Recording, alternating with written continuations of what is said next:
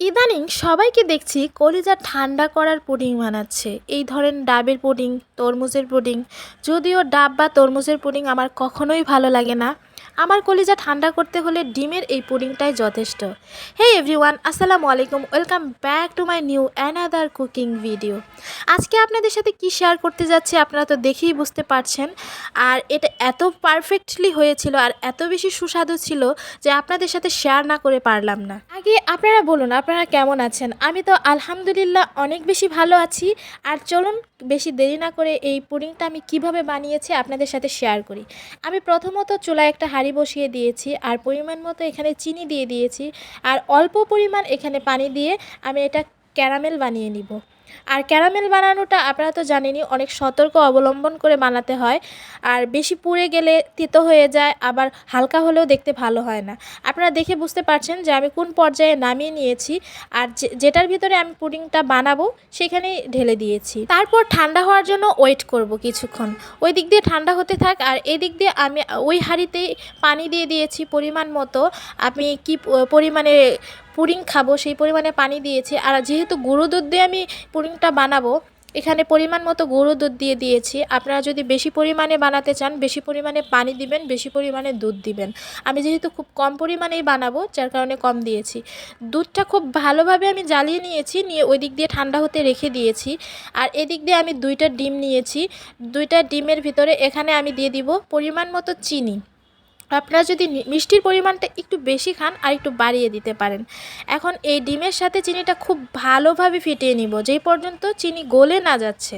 তারপর এখানে আমি ইউজ করেছি ভ্যানিলা এসেন্স। অবশ্যই এটা ব্যবহার করবেন, তাহলে ডিমের যে এক্সট্রা ফ্লেভারটা ওটা থাকবে না।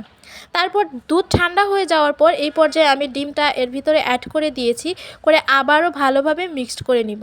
মিক্সড করা হয়ে গেলে এই পর্যায়ে আমি এটা ছেঁকে নিব। আর এটা খুবই ইম্পর্ট্যান্ট একটা টিপস, অবশ্যই পুডিংয়ের এই মিশ্রণটি আপনারা ছেঁকে নেবেন। তো ছাঁকা হয়ে গেলে ক্যারামেলের যে পাত্রটা আমি রেখেছিলাম, কাপ আর বাটি, ওখানে আমি দেখলাম যে অনেক ঠান্ডা হয়ে গেছে। এই পর্যায়ে আমি এই পুডিংয়ের মিশ্রণটি দিয়ে দিয়েছি পরিমাণ মতো করে। বেশি ভরিয়ে দিতে যাবেন না, যদিও পুডিংটা একটু ফুলবে, তাই একটু জায়গা ফাঁকা রেখে এই পুডিংটা দিয়ে দিবেন। আমি যেহেতু আজকে রাইস কুকারে করছি আর রাইস কুকারের পুডিংটা আমি এর আগে বানাইনি, ভাবলাম যে দেখি একটু এক্সপেরিমেন্ট করে যে কেমন হয়। দেখলাম যে আসলেই রাইস কুকারে অনেক বেশি ভালো হয়, চুলাতেও ভালো হয়, রাইস কুকারেও ভালো হয়।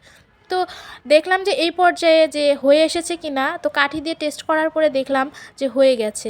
তো এখন আমি এই পর্যায়ে নামিয়ে নিয়েছি আর ঠান্ডাও করে নিয়েছি।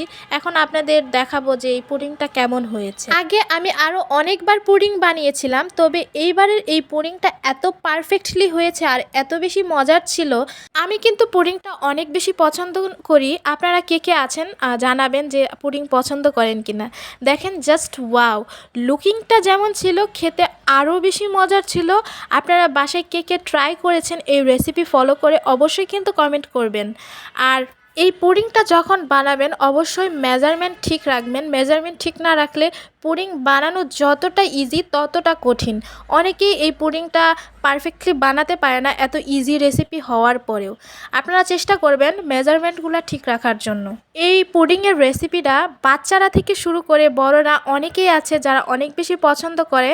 যাই হোক, আমার ভিডিওটা আপনাদের কেমন লাগলো অবশ্যই কমেন্ট করে জানাতে পারেন। আর এই পুডিং খেয়ে কলিজা ঠান্ডা হয়েছে কিনা সেটাও কিন্তু জানাতে পারেন। আপনাদের না হলেও আমার কিন্তু হয়েছে। সবাই ভালো থাকবেন। আল্লাহ হাফেজ।